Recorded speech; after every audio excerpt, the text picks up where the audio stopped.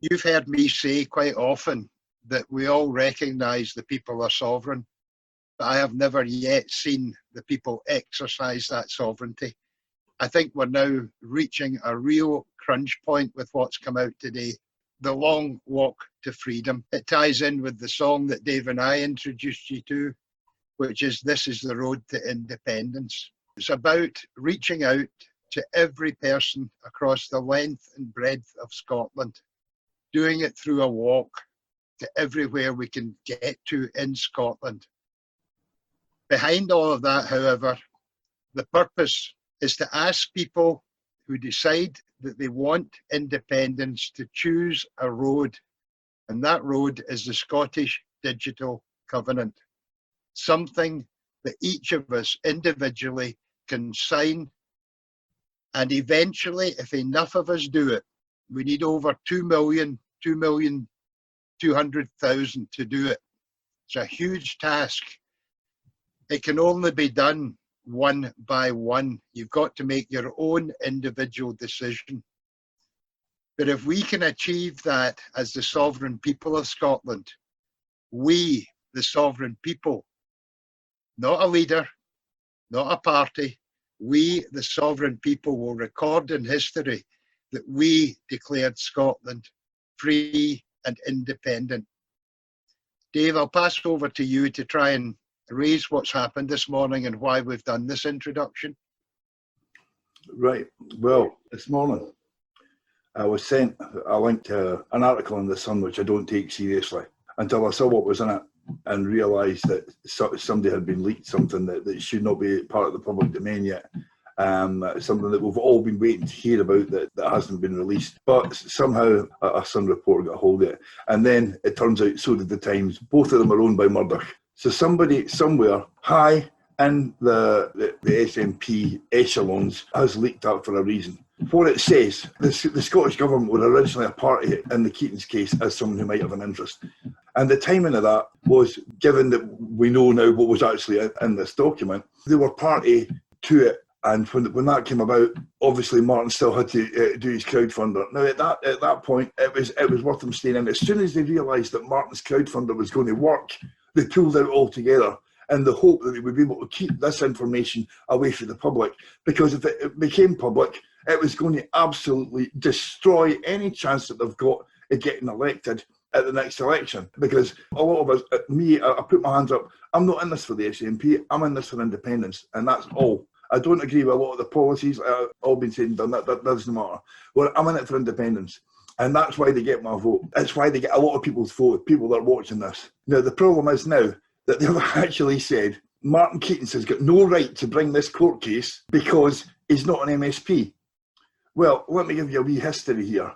Scottish sovereignty, as Mike's just said, the people are sovereign. And this has been said in a High Court case in 1953 by Lord Cooper in the postbox case of Elizabeth II on the postboxes, that parliamentary sovereignty is a peculiarly English construct that has got no relevance in Scots constitutional law.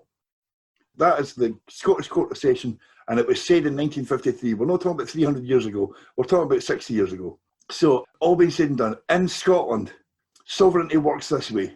The people, the Scottish MPs that go to Westminster, then Westminster, the Scotland Act 1998, then the Scottish Parliament, then the MSPs and the First Minister.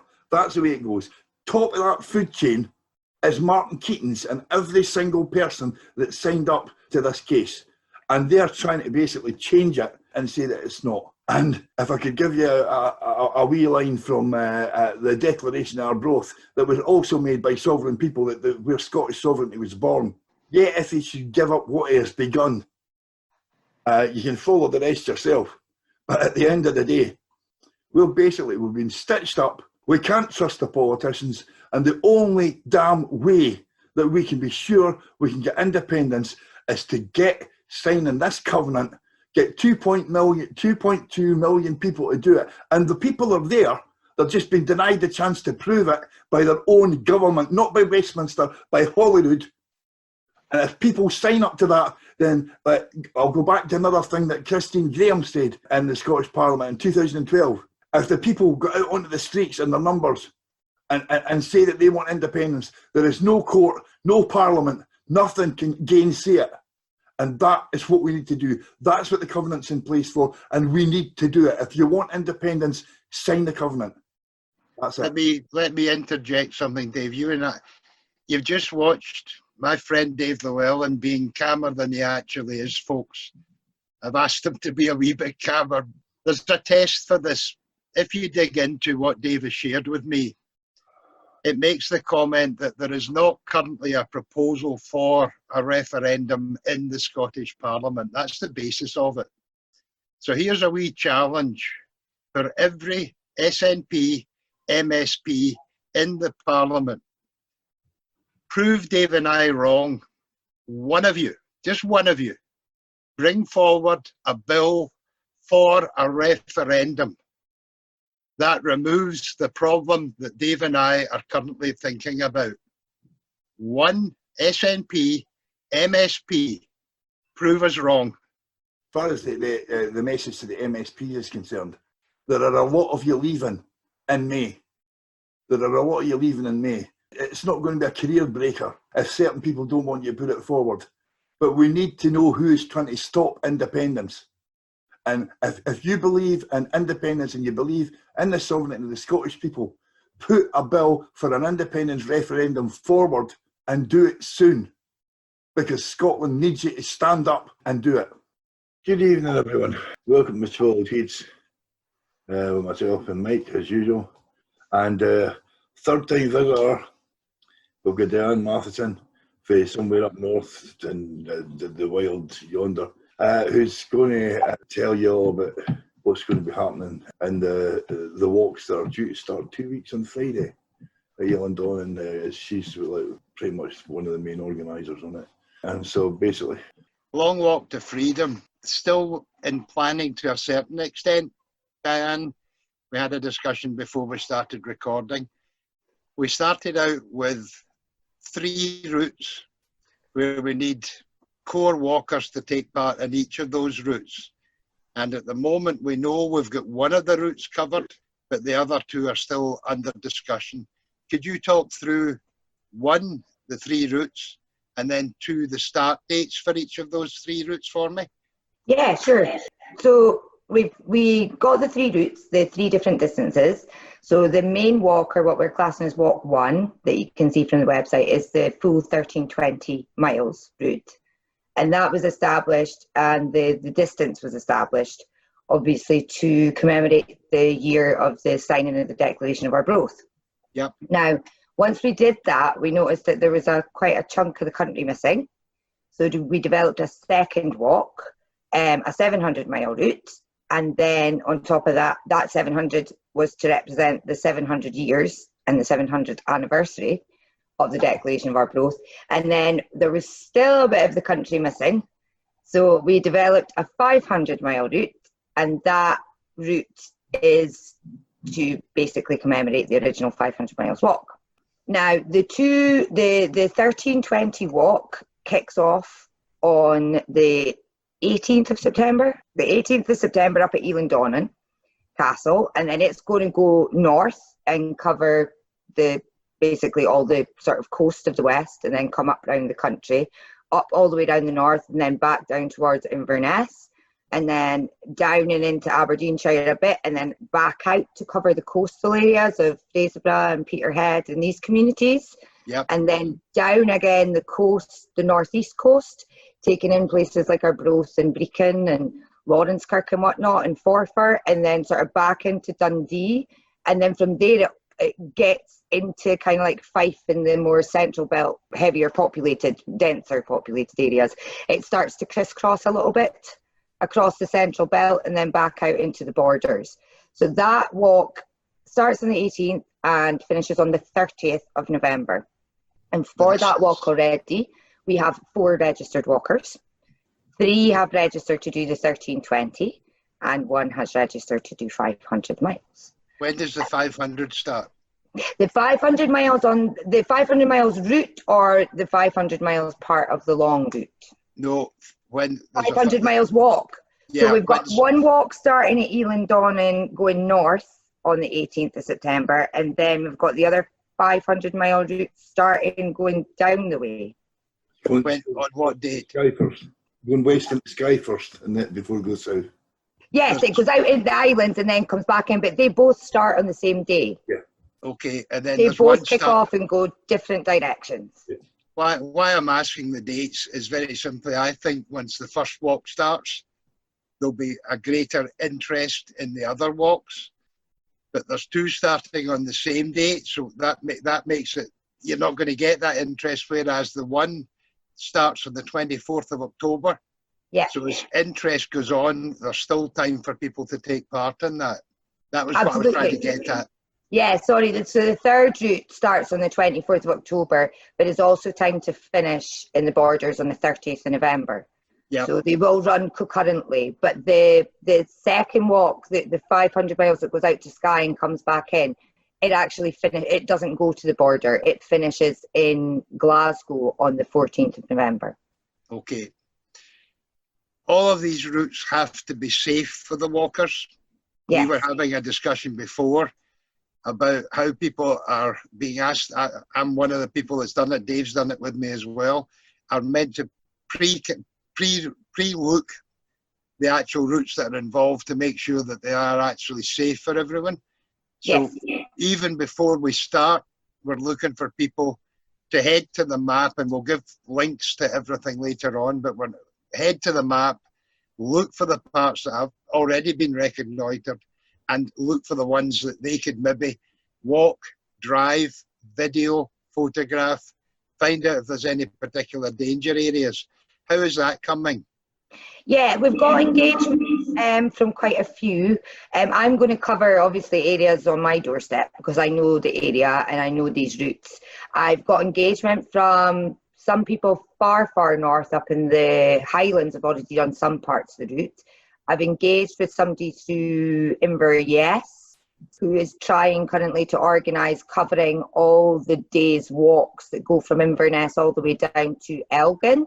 Right. There are various parts within the south of the northeast I know that are covered, but it's quite difficult to track because different people are picking up different things on different days. So how we've done it through the website, the core team have organised the stretches for each day. You'll notice when you go on the website and you see the map, there are saltire flags all along the route. So those saltire flags represent stopover places and where the walks will start and stop each day. So anybody can pick a stretch of that road if it's in their area. Now, if it is coloured, it's colour coded. Yeah. So you'll be able to see from the website that if that part of the route is amber, then it means that somebody is covering that and we are gathering footage in that area. But if that colour is not amber, then people can just click on that and send us a message to let us know I can cover this day. Now, along with the maps, obviously the map's a very visual image, but on the page of the website where the map is, there's a button to click on for itineraries, and on that button it tells you every day of that walk, the start point of the walk and the end point of the walk, so that people can view that and they can pick a day. If it's somewhere in their area, if they can see the start point and the end point and they know that it's within their area, if they can go out and, as you say, either walk it, drive it, but get some footage of it so that we know that that route is safe for the walkers. Because obviously we did it off a map when we were planning it, and we did take into account things that the team from the previous walk had said. Yeah. And for the most part, we would prefer if the walkers weren't walking on sort of like main roads, 70-mile-an-hour roads. One, for the noise of the traffic, the sheer volume of the traffic, but also feel that it would be safer. So we're really looking for people within their local communities to let us know, are there walking routes that run parallel there that the walkers could use, but that the support vehicles could be always in close contact? Because of course the issue is that when you come off a main road, or if the walkers go onto a walkway or a walk path, they can't be fully followed or supported by that support vehicle at every point on that walk path. So it's getting people's local knowledge all across Scotland to contact us and let us know. Now, we have had some instances of that already where people have said, actually the main road's here, but there's a walkway here, and this walkway part is 3 miles long. the walkers could walk that 3 mile stretch, there wouldn't be need any traffic, and then the support vehicles could rest at these points. So we have had a couple of people that have already come in with that. So the more people that can give us that information and record that for us, the more it will make us have more effective planning. Dave, you had that on the first walk. I can't remember, was it Forfar or somewhere around that area where someone said, don't go that way, go this way? Basically, we were south of Forfar, we were just past Brecon. We were planning to go down the main road into Dundee, and people were waiting for Yes Money Sheath to meet us at TO Services north of Dundee. And as we were going past Kirriemuir, Ruth Watson and her pals said, oh, that road's too dangerous to walk down, we'll show you a better way. And they took us away up into the hills around Kirriemuir, and we got lost, and we ended up arriving 2 hours late at Teal, which was not, it was a good day, but the folk at Teal were starting to think that we disappeared. But no, as I say, I mean, you couldn't walk down that road, it was dangerous, and it also had the same problem as we went to Cumbernauld into Glasgow. The thing with that one is, we've been told that it was a cycle path that we were going to be going down anyway, which is the best way to go. But we arrived in Cumbernauld a day early, which caused a problem with the... You're walking too fast? No, basically, as the itinerary had been worked out, we'd started off like day one in Skye, and then as you go through it, instead of where you started off, it suddenly became the place that you finished, and we ended up losing a day, or gaining a day as it was, and they ended up walking South Queen's Ferry to Kirkcaldy to make up the mileage. And it was just a logistical problem, but it was pretty crazy. But there's a lot of that. There's an issue with a road and the borders that we were wanting to go down. Yeah. Diane, one of the things obviously that's involved in this is to try and get as many people to take part, whether they're doing a core walk, whether they're helping out with accommodation, whether they're driving a route beforehand to make sure it's safe. On the webpage, we have a registration page. Yeah. Now up on the screen. Can you talk us through what's involved in that, if you would? Yeah, well, for the most part, obviously, for doing the walk and having an event of this size and covering the country, we know that we can't do it ourselves. And we want to get as much people involved as possible. So we basically put a call out to anybody and everybody across the country to try and help us with various different things. So the first thing we've just kind of covered is that we want people to come in and try and help us to develop that route and film that route. So we're calling for volunteers to do that, but we're actually calling for volunteers to do a whole host of things. We're looking for people to volunteer to potentially, if the walk's coming through your area, could you provide support vehicles for that day? Could you be part of the support team for that day? Do you have first aid experience that you could support the walkers in your area? Could you support them for longer? We're also looking for security, just for people to help when the walk's arriving in a location. We want to have people that are local to that location, that know the area, that know the town, that can just make sure that there isn't going to be any issues for the walkers arriving, or any issues for the potential of the peripheral events that others will organise. We're looking to the movement or to people to volunteer to potentially provide accommodation for the walkers. We know that we got a lot of that the last time. We got a lot of support. It doesn't necessarily have to be for free, but any of the local businesses in some of these communities that are maybe, well, we know will be struggling after the COVID situation and lockdown, and particularly our tourist industry. So one of the things for us is that if we could get some of those to come forward and volunteer and potentially offer us package deals so that we can support their business, but that they can provide support for the walkers. We're looking for people to potentially do some laundry for the walkers, because I don't think they're going to do the same thing in 72 days. And so, you know, if we arrived at a location, if somebody could come in with their car, take stuff away, wash a load of washing, because there's not going to be too many of them. And obviously we don't want too many on each of the routes, because that then affects the COVID restrictions and things as well. But if we have a small team, if the 4 registered walkers, if that goes to 6, if we have 6 walkers, then if every few days people could potentially provide that washing machine and laundry service for us, we're more than happy to make donations towards them out of the core costs. Now, the biggest thing that we really want people to do is just to get involved in any way, shape or form that they can. But there is an extensive list there. And it does go, our priorities are things like first aid, support vehicles and security, because our priority is to keep the walkers safe. But Dave, out with that... You had that kind of ad hoc welcome. I remember Aberdeen had arranged something. Yeah, I think every route you went to. it was nuts. The only place that we were not met when we arrived was Banff, and that's because we got a BAM for an MP. Up here we say bump. It's not BAM, bump. That's why I go back to what I was saying earlier on about once the first walk starts off, Diane, I think there'll be people doing videos of it, photographs, etc. The thing creates its own momentum. Definitely. We've already had somebody volunteer to live stream the whole 1320 for us. And I myself am going to be walking 500 miles of that route. And I will be wearing a GoPro. So I will be putting footage in to the core team every day to be uploaded on the website. And we're looking at various options at the moment of the way it was done the last time and the way it's been done this time what we wanted to try and do was to get the security of the plan in place and all the costs covered. Yep. And to try as much as possible and find bricks and mortar accommodation for the walkers rather than having to camp and put up tents and take down tents. If we do need that though.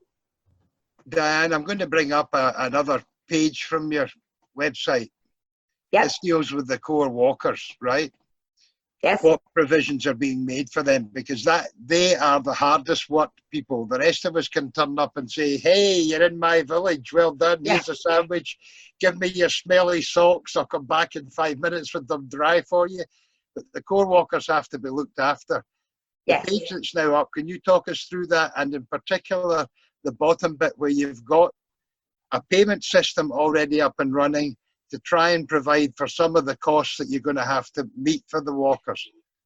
Yeah, well, that was one of the important things that came out of the last walk, was just that there were logistical issues, as Dave's already covered, and that we wanted to have sort of the accommodation and the routes and things firmed up before that walk starts. But we know that there will be costs involved with that. Obviously, the cost of the first aid equipment, and because of the situations with COVID, as a team and having discussed with the core walkers from the 500-mile walk, we thought it was really important that we provide them with all their accommodation for the full route, preferably bricks and mortar. But if not, we will look at tents and motorhomes and things. But our aim still at the moment is for us to stay in a house or a building of some sort every night. That they will all have their own personalised individual first aid kits. And the support, so we will provide that. They won't need to purchase that for themselves. The previous 500 miles walkers, Carl and Everett, have been brilliant at telling us all the things we need.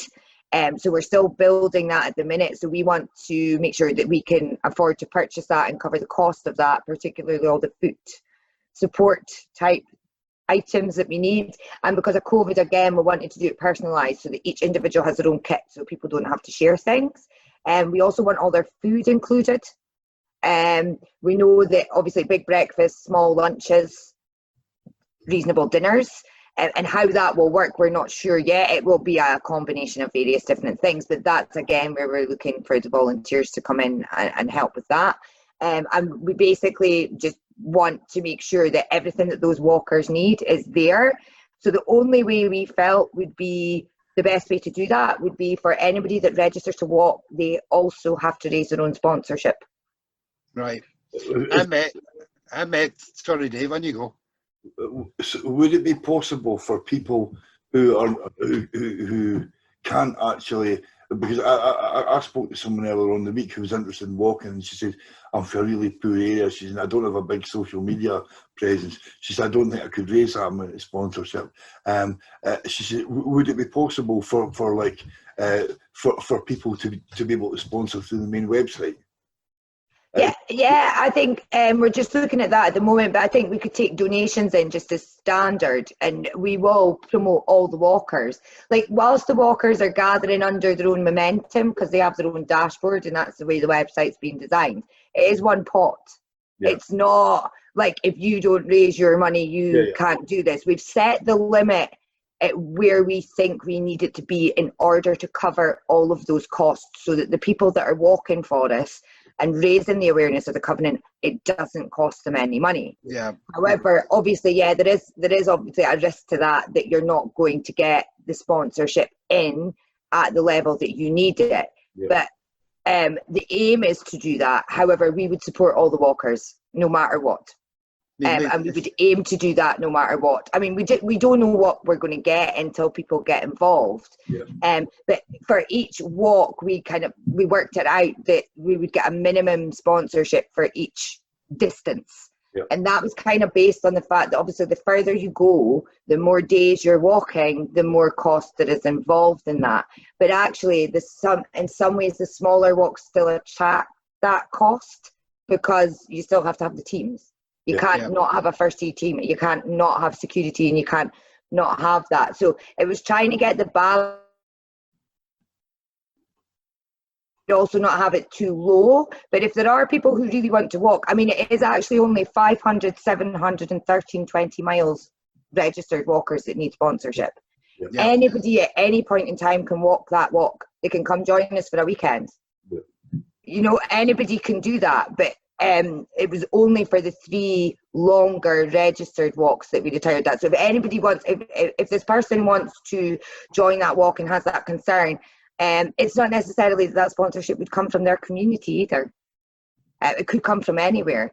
The fact that the website as well is not purely social media based, and that it has a reach worldwide, means that we could have people coming in from all sorts of areas. And the other thing we're looking at this week to raise funds is corporate sponsorship.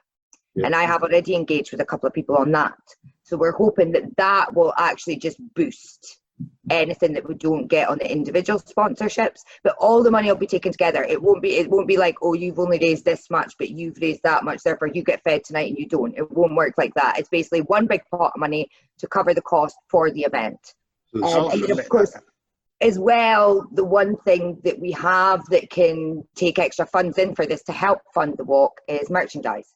And I know that last time you didn't have a massive amount of merchandise, but it was something you would ask for all the time. The biggest problem we had with the last one was we couldn't get a trade account so that people could buy stuff by card. That was the problem. Yeah. And George Page, he did up a lot of merchandise that he basically practically gave away to give people mementos for it. I mean, he lost money on it, simply to help support the walk. But as I say, like it's like as long as there's a payment system in place, because that was our problem, and we tried, and everything just all fell through, and that basically led to a domino thing that caused problems with funding all the way through the last time. But, yeah, I'll have to be 100% honest with you, Dave. It's been the one thing that we have struggled with massively. And the core team have spent the last week trying to work on this, and we've tried various options, but we do have a payment system up and running. We tested the sponsorships today, and they're coming through, and that system will also be able to be used through sort of our merchandise shopping cart system. So there's no problem with that now, but it was a big headache. It was one of the biggest challenges we've had so far. So the next step now is obviously establishing what the merchandise is, what the products are. We've got the artworks, so hopefully the aim is actually for us to have merchandise by the by about the 15th of September at the moment, so that we can we have things to sell from day one. Can I just mention 2 ladies that I met yes, and who also appeared, I think, at the BBC event last Saturday, carrying signs about the walk and carrying signs about the covenant.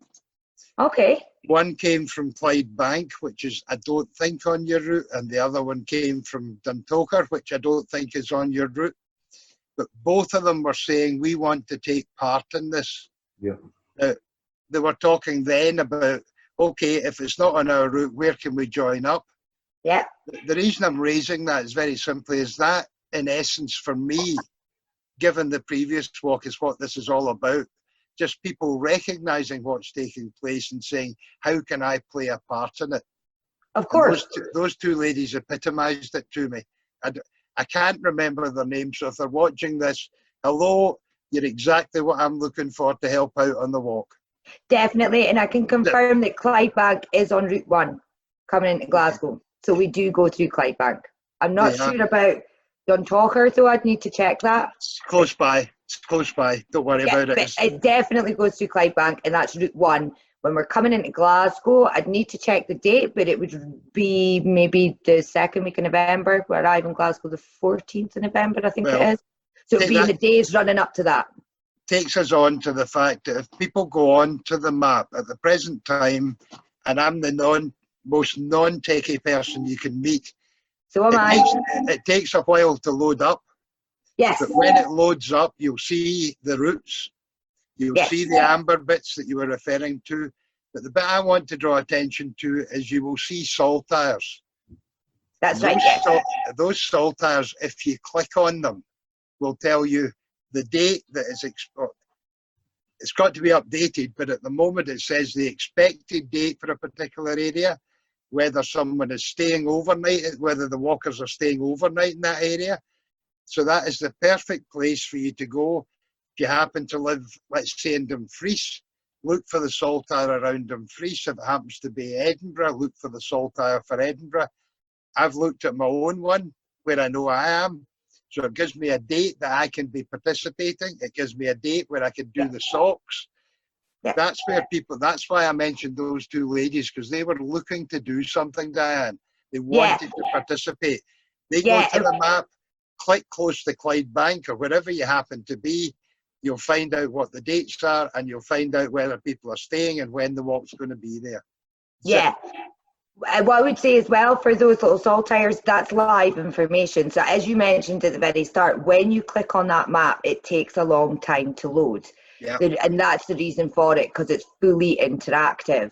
So on that information with the saltire, you have the estimated arrival time of the walkers, you have the date of the walkers arriving, and that'll be kept up to date. It'll actually be updated on the day, so that because we can track the walkers' distance and the speed at which they're traveling it, so we can update that ETA every single day for people knowing, so that when people, if they have organised peripheral events and things to welcome us, those peripheral events will also be in that information. So essentially, whilst we've said, and I will say as a core team, when it comes, we're looking for volunteers to help provide support for the walkers. We also want everybody to welcome those walkers and have those peripheral events, but it's not something that we have taken on as the organisation. What we are essentially saying to the whole of the grassroots is, whatever you want to do, do it. Organise it yourselves and do it. Now, they can use that interactive map to give them the date that we are arriving and the estimated arrival time, so they know exactly how to work around it. And they can organise in their area whatever it is that they want.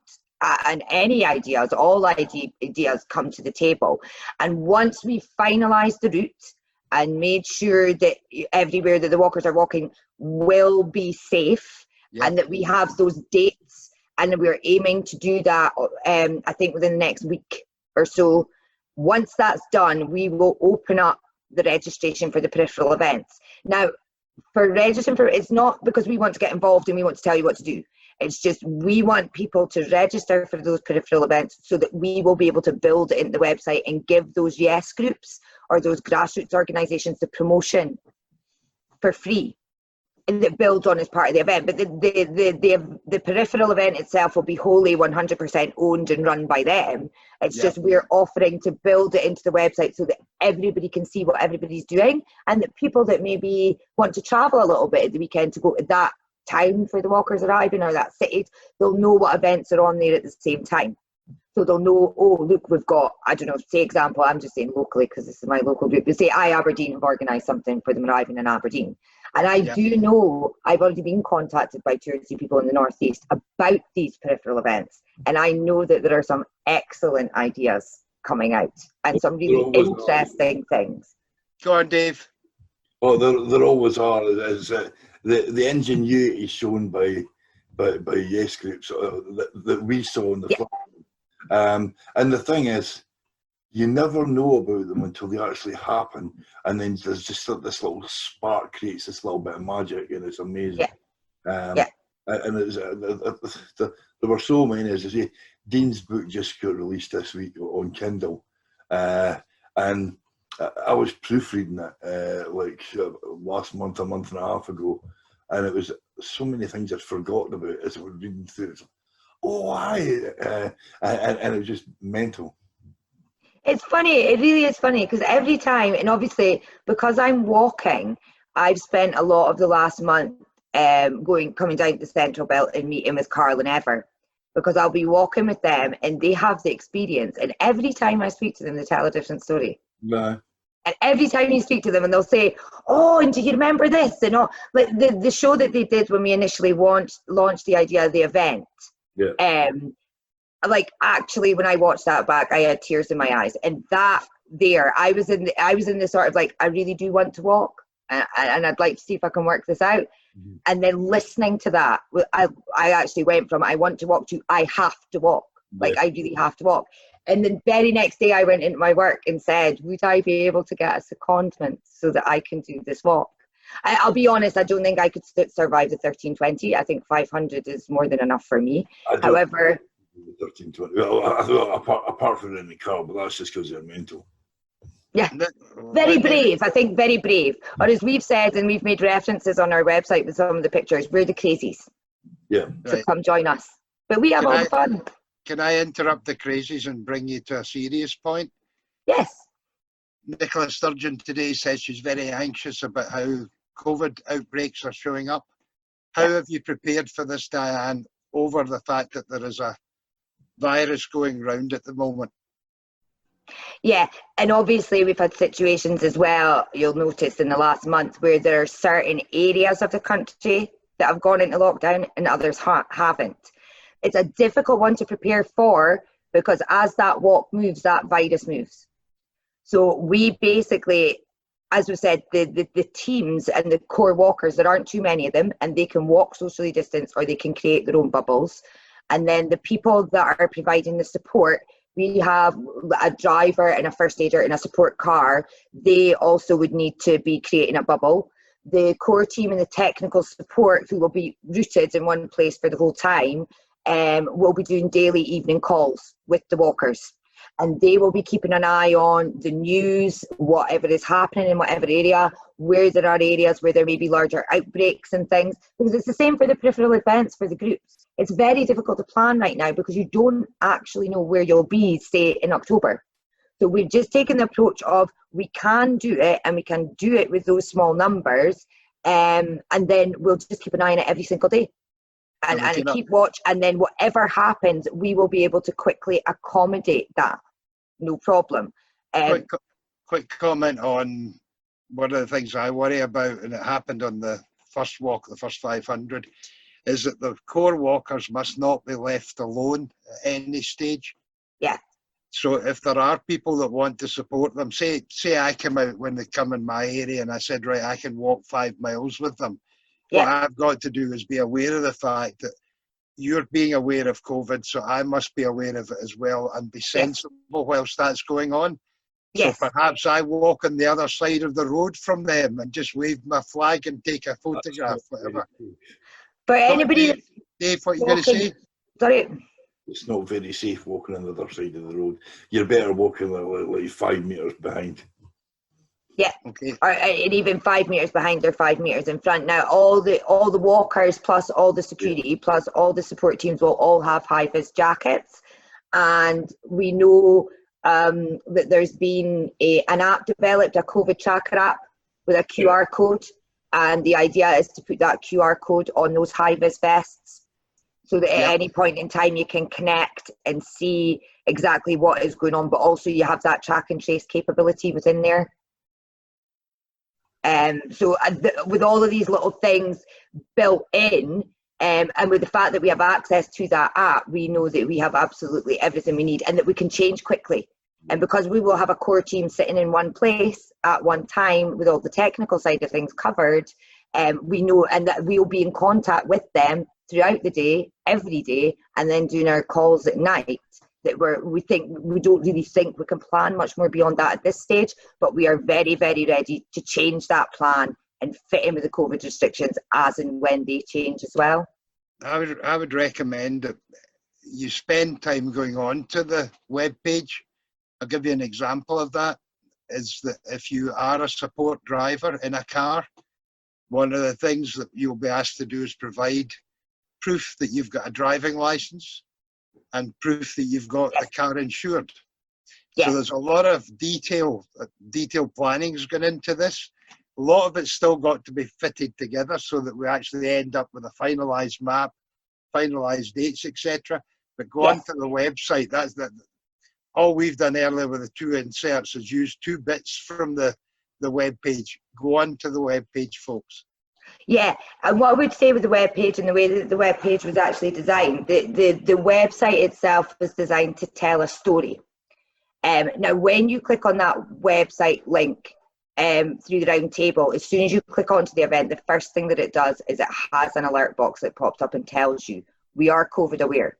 We are looking at this and we will be developing the plan. And I think it might be that towards the actual start of the walk, a few days before the walk, we should know where we're at with COVID, at least for that next week.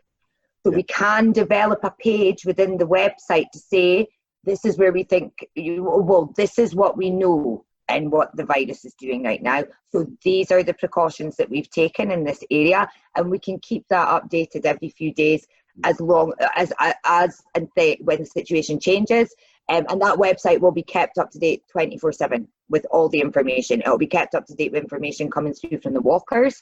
It will be kept up to date with photographs and vlogs and things like that from each of the days. We're considering at the moment potentially putting out, like the core team are going to do daily calls in the evenings with the walkers, and we are considering at that point potentially putting out maybe a 15-minute slot where the walkers are giving you the highlights of the day, what they've seen that day, who they've met, little small anecdotal stories, and then also it helps them to connect with everybody else in terms of how they're doing, how the walkers are doing, because most people will be concerned about the walkers. And then we're looking at GPS logging, live tracking for them at all points in time as well, which just builds in the back of that health and safety. But I would say there are some members in the core team who are quite health and safety conscious through their professions previously, and that's where a lot of this came from. So that's why the angle was taken for that initially. And also for the round table, for the core team at the round table, this is not the first and last event that they will organise. Yeah. And the idea is that we do this event and then it encourages other people to come with their ideas. Any idea that you have, bring it to the table, because I'm sure we can do it. The other thing I was going to remind people of, because it's a passion I have, and I know, and Dave started it, is if there's a bridge anywhere near where the walkers are going, get your flags out, get on. 100%. Bridges for Indy can take part in this. So there's been a big increase in the number of people on the Facebook page for Bridges for Indy. This is their opportunity, because wherever they are, they can take part. Get your flags out. There could be no better sight than the walkers walking past and someone on a bridge waving their flags, and all the people in that area and the traffic in that area becoming aware of the fact that Scotland is alive.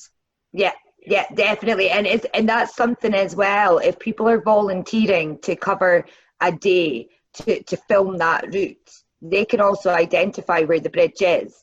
And the bridges for each route, where each bridge is for each day, we will list the bridges. So within that small interactive box with the salt tire we were speaking about earlier, we can have the bridge listed in there. This is the bridge, so that people know which bridge to go to. But actually, that will help build Bridges for Indy as a campaign as well.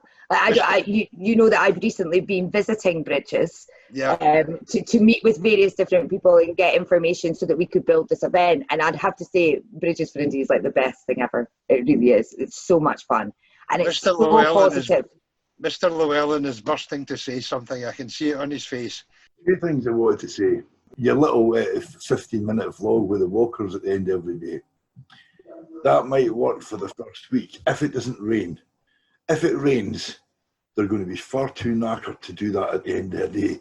They might be able to do it once or twice, but they'll not be able to do it every day, nor will they want to, because the first 9 days that we did the first one, it rained every single day. And when we got to the end of the day, plus we were in the Highlands and we were in tents, it was before we got to the civilised part of the country. This is what we are looking to do. That's why we're looking to get accommodation for them all, so they've got somewhere comfortable to be at night, somewhere to have a shower, somewhere to get dry, somewhere to get good food. But also the one thing we looked at before we prepared this, and it was actually something yourself said, Dave, and something that Carl and Ever said, was that on that previous walk, some of the days the distance was too much. So it was said, you know, keep it below 20 miles. Yeah. I think there are 2 days that go to about 22 miles, but there are some days that are only 16. Yeah. So we've tried to keep it between 15 to 20 miles every single day, which means you shouldn't really be doing much more than 7 hours maximum walking a day.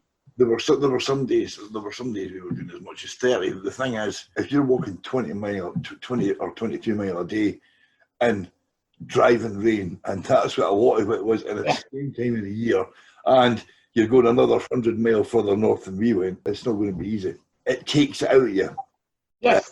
Because if you stop, it's harder to start again than it is to just keep going. I can't explain it until you've actually done it. I don't think you'll get your 15 minutes every night. But is it Ian Leckenby that's going to be doing the video? Is it? I think so. That sounds familiar. I think so. Yeah. Yeah, he's volunteered to do the live stream. Yeah, I'll probably. I was thinking about maybe doing that on the 500. That would be marvelous. I won't be walking, but if I can do that, I'll also need to have somebody on that with a car as well, because my car. Yeah, of course. Yeah, definitely. And I mean, as we've also said, Dave. You know, because we're making the days a little bit shorter, and the one thing that Carl and Ever have said to me and have emphasised to me is that first 7 to 9 days will be a nightmare. Yes. Like, and it's a real test of your mental strength. Absolutely. But once you get past that and you get to day 10 and onwards, your body becomes like a machine. Yes, it does. And it just gets used to doing what it does. So that's why I'm a little bit like, when I get to Glasgow, I might not stop. If my machine's still going, I might just keep going. Actually, it's funny you should say that. It does get you that way. The problem is, if you go into it with that sort of idea that you might keep going, it's round about the time that you sort of get that second wind that you start to get injuries. Your blisters start to get bad. Stress fractures, all sorts of nonsense. When you're banging that road every day, and that's the thing with the mileages we were doing before, because we had a certain time that it was set for.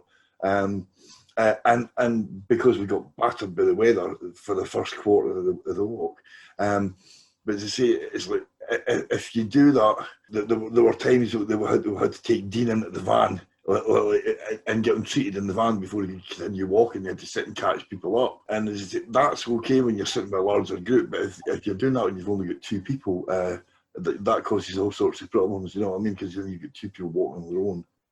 Yeah, this was one of the reasons as well why we wanted to put a call out to anybody that owns a motorhome. Yep. To potentially provide that support on the route, but also to keep things like bottled water, various the first aid, but just to help with keeping things so that we know that then if there is a motorhome and somebody does get injured, they've got a proper sofa to sit down on and they can get their treatment and they can get whatever else. And also if one of those vehicles needed to leave to take someone to the nearest hospital or the nearest medical centre, we would still have another support vehicle. So to have a support car plus a motorhome would be beneficial. Now I know that for the 500 miles I'm walking, I will have one because it will be mine. Yeah.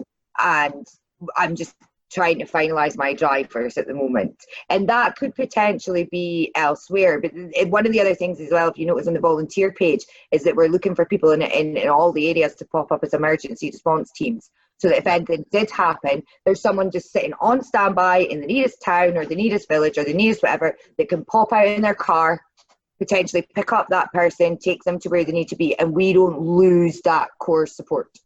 You'll be aware that there's a lot of the Highlands doesn't have a phone signal. Yes, I am, but you can use certain GPSs and things for that. So I'm hoping it won't be too bad because we are stopping in locations. So there are populations everywhere we go. And if the worst comes to the worst, then we would just do CB radio connection. Do the old style way. Oh, absolutely. There you go. Where there's a will, there's a way, Dave. I've covered most of the stuff I wanted to do. let's try and sum up between the three of us. There are 3 routes. 2 start on the 18th of September. 1 starts on the 24th of October. They're not absolutely finalised yet because we want people to go and video the bits that haven't been covered to make sure they're safe. So please, folks, before the 18th of September, have a look at the map and get involved in actually outlining the route and making sure it's safe. We're then looking for as many volunteers to take part. The 2 ladies from Clydebank and Dundalk are my favourites for the suggestion. Just decide what you can do. You don't have to be walking. I've already joked that I'm going to measure the distance of my stairs and try and see if I can walk 500 miles on my stairs. And I've given Dave a song I want to be sorted out for doing that. Be involved, take part, folks. And over to you two to finalise your own thoughts. Oh, you did. Yeah, I mean, finally for me, I suppose, you've covered everything, Mike. What I would say is that, as we get those routes finalised, they'll turn green on the map, so you know that they're final. And once they're final, that's when people can get in and start organising their peripherals. And then as the route also gets finalised, more saltires will start appearing on there because we'll have finalised the villages or the towns or whatever. Because in some of these days, you're actually going through 8 or 9 locations in a stretch, particularly once you get to the Central Belt. The communities kind of come one after the other. So it could be, if you're in the Central Belt, you could actually be hitting 12 communities in one day in a 15-mile stretch, just depending on how the route is going. So we want to make sure that that's kept as up to date as possible, so that I will pre-warn you that the map might get a bit messy. And you just have to click on the right saltire and it'll tell you where you're at. I think that's about all just now, but the biggest encouragement I would give to people is, go to the website, read the information, get involved, and understand that website was designed to be a story. So at the bottom of each page or in the centre of some of the pages, you'll find buttons that will say, support us, walk with us, these types of things. And that was the way that it was designed. So to bear with the narrative, we've tried to keep it as page after possible. Page after page. Exactly. It's like a story. Yeah, but that was how we designed it, the story of the event. So we're hoping people like it that way, but maybe not. Well, I've got something to bring in. As somebody who's colour deficient, you've got 3 walks. You've got a blue one, a pink one, and a green one. And as these things get done, they're all going to go amber. How do you know which walk's which when they all go amber? Because they're all crisscrossing each other. Oh, well, they're not quite crisscrossing each other, so to speak. They do a bit in the Central Belt, though. Yeah. But that's something that the core team will let you know about. I wouldn't ask me. I'm a technophobe. Because at the moment, because I'm colour deficient, I have trouble with the blues and pinks. So I've actually been following one walk down and then completely went off on another one. I've been following them, and that's when they're 2 different colours. So when the walks go live, they will be, and once that is live and you're tracking them every day, they will be split into 3 separate walks on 3 separate maps.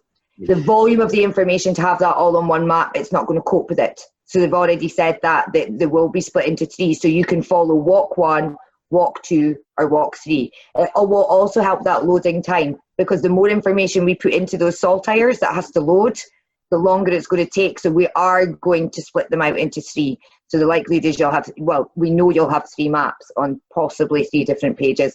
I'm not going to say how that'll be laid out at the moment, because I, technophobe, know nothing about these things. I just am involved in the conversation. Yeah, David approached Derby again. It was a repeat of history. He'd just gone too far this time. Turn back. Sorry. No worries at all. I never turn back. There's a good way maybe to bring this to a close. Scotland's not turning back, Dave. No. Diane, thank you very, very much for all the information. No problem at all. No problem. If we've got any updates later, I'm more than welcome. I'm more than happy to come back on if I'm welcome. You're the first person on 3 times now. You're pushing it. So thanks for coming along, Diane. Right. There's no doubt we'll be seeing you a few more times. Thank you, guys. Bye, everyone. Thanks very much for coming in, tuning in, guys.